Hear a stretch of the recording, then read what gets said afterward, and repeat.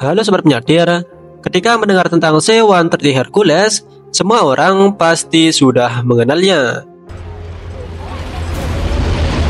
C-130 Hercules adalah pesawat angkut ikonik yang seringkali muncul dalam film, game, dan sebagainya. Pesawat ini sangat terkenal dan hampir digunakan oleh 70 negara di seluruh penjuru dunia. Kita juga make bang. Kira-kira, mengapa pesawat tersebut sangat populer? Mengapa bisa take off dari mana saja? Mengapa banyak sekali versi modifikasinya? Dan mengapa ia menjadi pesawat terbesar yang pernah melakukan pendaratan dan take off dari kapal induk? Putar dulu lah intronya bang.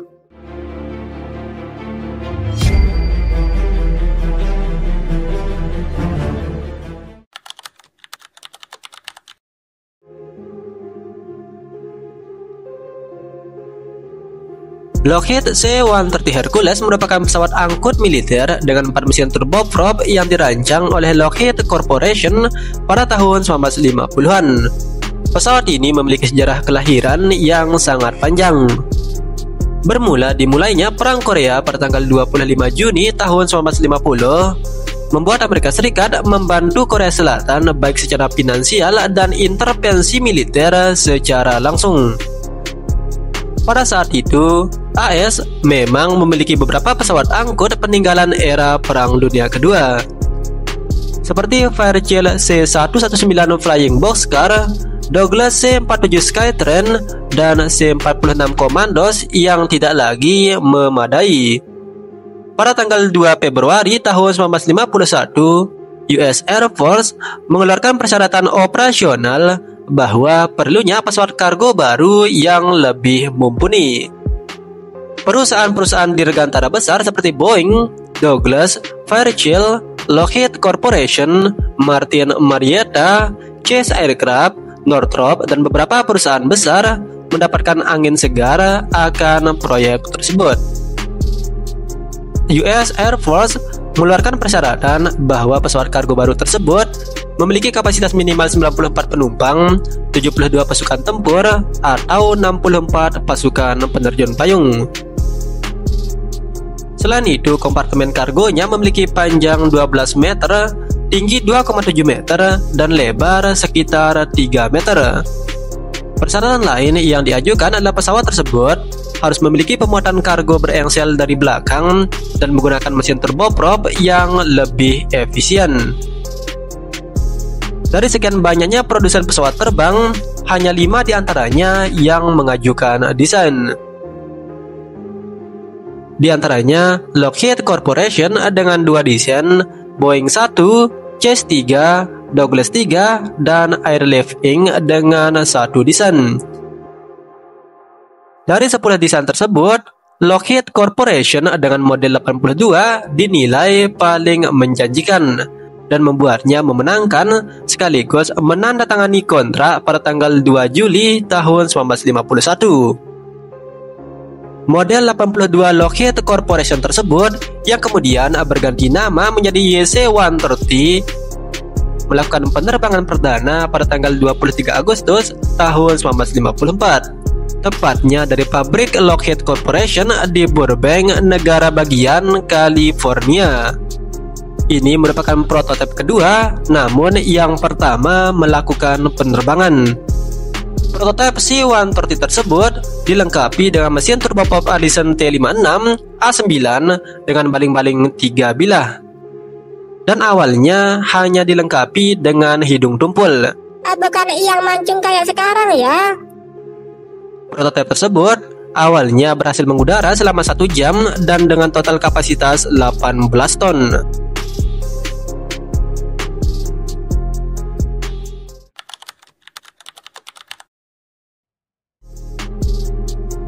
Sejak penerbangan prototip pertama pada tahun 1954, Lockheed yang sekarang menjadi Lockheed Martin telah memproduksi lebih dari 2.500 C-130 Hercules berbagai varian dan hampir digunakan oleh 70 negara di seluruh penjuru dunia. Menurut laman resmi Lockheed Martin, mereka telah memproduksi lebih dari 70 varian berbeda dari pesawat pengangkut ikonik ini. Lockheed Martin mengatakan telah beberapa kali melakukan perombakan dan pembaruan desain pada C-130 Hercules. Misalnya pada model C-130A, model B, model E, model L untuk varian sipil, model H, dan model J yang dijuluki sebagai Super Hercules. C-130 Hercules telah dimodifikasi untuk melakukan berbagai misi dan tugas yang berbeda. Misalnya, pengembangan menjadi pesawat tempur udara yang dikenal dengan AC-130 Gunship, DC-130 yang mampu membawa dan mengendalikan drone, EC-130 yang dapat melakukan peperangan elektronik, HC-130 yang dapat digunakan sebagai tim SAR, Lockheed L-100 untuk varian pesawat penumpang, LC-130 yang dibekali dengan landing gear sky dan pendaratan di landasan salju, C-130J yang mampu mengangkut lebih banyak dan lebih jauh, KC-130 yang dapat berfungsi sebagai pesawat tanker, MC-130 yang dapat melakukan misi khusus, RC-130 untuk misi pengintaian, WC-130 yang dapat digunakan sebagai pengamatan cuaca, atau yang baru-baru ini viral C-130 MAV yang dapat digunakan untuk memadamkan kebakaran. Saking banyaknya aku bingung bang. Menurut Lockheed Martin, tidak peduli misinya, tidak peduli lokasinya, C-130 akan pergi kemanapun dan akan kembali. Berkat inovasi dan penyempurnaan yang kami lakukan.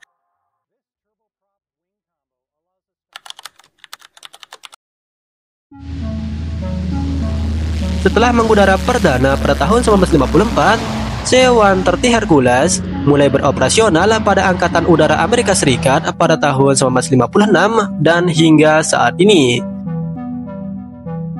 C-130 Hercules telah melakukan berbagai ribuan misi yang tak terhitung jumlahnya. Nah, salah satunya pada saat pemberontakan PRRI atau Permesta pada tahun 1958, Allen Lawrence Pope yang bertugas untuk CIA berupaya membantu pemberontakan menggunakan pesawat B-26 Invader. Naasnya, sebelum melakukan aksinya, pesawat tersebut berhasil ditembak jatuh oleh P-51 Mustang milik Angkatan Udara Republik Indonesia. Sebagai gantinya atas ketersediaan pemerintah Indonesia untuk melepaskan pilot tersebut, pemerintah Amerika Serikat menyetujui untuk pembelian 10 unit C-130 Hercules oleh Indonesia pada tahun 1960. Dikatakan bahwa pada saat pengiriman, pilot Mayor Coko Direjo terbang ke AS. Kemudian, membawa C-130 Hercules pulang dengan menempuh jarak lebih dari 21.000 km. Digadang-gadang, Indonesia adalah operator C-130 Hercules pertama di luar Amerika Serikat. Pada tahun 1963, sebuah pesawat C-130 Hercules dari USMC melakukan misi pendaratan dan lepas landas dari kapal induk USS Forrestal. Peristiwa tersebut menjadi sejarah pesawat terbesar yang pernah melakukan pendaratan dan lepas landas dari sebuah kapal induk. Pada tahun 1964, C-130 untuk pertama kalinya dikerahkan dalam Perang Vietnam.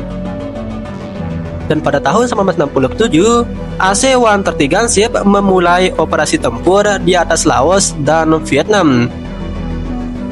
Pada Perang India-Pakistan pada tahun 1965, Pakistan memodifikasi C-130B untuk mampu membawa dan menjatuhkan bom seberat 9,1 ton untuk menyerang target strategis di India. Pada akhir tahun 1969, C-130 Hercules diterbangkan ke China untuk menjatuhkan perangkat sensor uji coba nuklir yang dilakukan oleh China.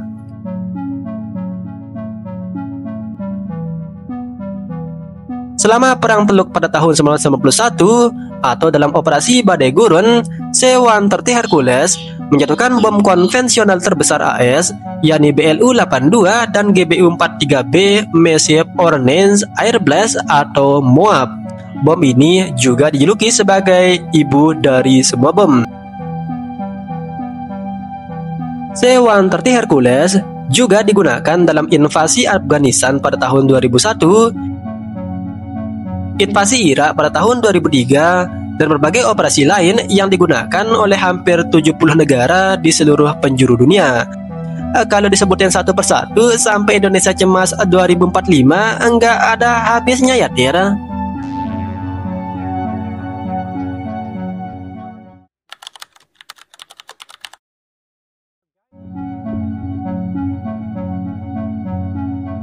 C-130 Hercules adalah pesawat kargo militer yang dapat melakukan berbagai misi yang tak bisa dilakukan oleh pesawat kargo lainnya. Hercules dapat melakukan pendaratan dari mana saja dan kapan saja di seluruh penjuru dunia. Pesawat ini dapat take off dan landing dari padang pasir bisa, tanah berlumpur bisa, landasan pacu yang kayak jalanan di Indo bisa, di landasan salju bisa. Bahkan yang terbaru kabarnya bisa dari air, Bang. Berkat desain high wing, mesin turboprop, landing gear yang diperkuat, dan desain yang sederhana. Karena kefleksibelannya tersebut membuat banyak negara, baik negara miskin, negara berkembang, dan negara kaya sekalipun tertarik untuk membelinya. Tentu dari segi harga, perawatan, dan suku cadang menjadi pertimbangan utama. Ya, C-130 Hercules telah diproduksi dalam berbagai versi dan varian. Tentu harganya berbeda dong. Varian awal C-130 Hercules dibanderol dengan harga 30 juta US dollar per unitnya. Dan untuk varian tertinggi yakni C-130J yang dibeli oleh New Zealand atau dijuluki sebagai C-130J Super Hercules dibanderol dengan harga 300 juta US dollar per unitnya. Namun, lengkap dengan flight simulator dan berbagai pendukung pelatihan lainnya.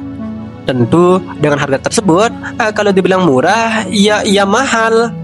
Namun, dengan berbagai tugas yang dapat dilakukannya, dinilai masih sebanding. Selain itu, biaya operasional dari pesawat ini juga tergolong terjangkau untuk sebuah negara. C-130 Hercules memiliki biaya terbang untuk tiap jamnya 5.000 hingga 15.000 US dollar. Itu bergantung pada varian dan misinya. Di samping itu, C-130 Hercules juga dinilai memiliki tingkat kecelakaan paling rendah. Menurut Royal Air Force, mereka hanya kehilangan satu pesawat terbang setiap 250.000 jam penerbangan yang dilakukan oleh C-130 dalam kurun waktu 40 tahun terakhir. Sampai saat video ini dibuat, pesawat Legend ini masih terus diproduksi. Dan menurut Lockheed Martin, kami akan terus meningkatkan pesawat ini hingga terus kompatibel dengan berbagai keperluan dan misi di masa mendatang. Oke, terima kasih sudah menonton video ini, dan seperti biasa, salam penyatir handal. Itu Bang, kenapa kerok sekali, Bang? Penyatir kurang update ini, woi.